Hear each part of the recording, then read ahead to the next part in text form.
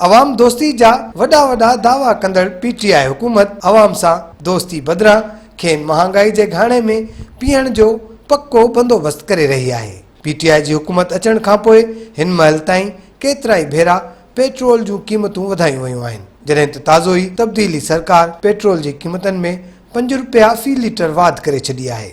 ये पेट्रोल सां वधियो आहे, गरीब माण्हुनि लाइ वॾो आज़ार करे छॾियो आहे। हे गरीब माण्हू हिकिड़ो खाइण लाइ ॾुखियो थी वियो आहे त हीअ त पेट्रोल वधाए छॾियो अथनि। हिकिड़ी महांगाई थींदी वञे, अञा ताईं को बि चवण वारो को रोकण वारो न आहे।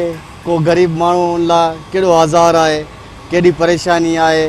बेरोज़गारी तमामु वधी चुकी है, उनजे करे ॿियो गवर्नमेंट जेको पेट्रोल वधायो आहे इन में तमामु वधीक जेको लॉस आहे ग़रीबनि जे लाइ। इहो गवर्नमेंट खे अपील कयूं था त जेका रेट वधाया विया आहिनि इनखे वापसि जेको आहे घटि कयो वञे, ताकि जेको आहे ग़रीब आवाम लाइ सहूलियतूं पैदा थी वञनि। असांखे ॾाढी मायूसी ऐं अफ़सोस थियो आहे। हिन हुकूमत जा जेके बि कम आहिनि इंतिहाई अफ़सोस वारा आहिनि।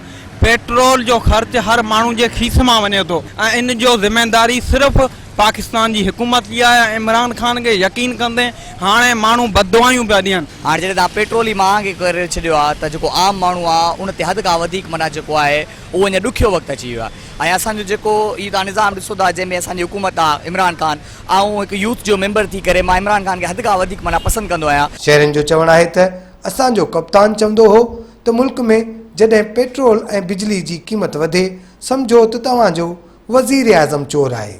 हैदराबाद जे शहरनि बि तब्दीली सरकार खां मुतालबो कयो आहे त महांगाई ते ज़ाब्तो आणियो या हुकूमत छॾे पंहिंजे घर हलिया वञो ऐं अवाम खे जीअण ॾियो। कैमरामैन नसीबुद्दीन सां गॾु फ़हीम बबर, सिंध टीवी न्यूज़, हैदराबाद।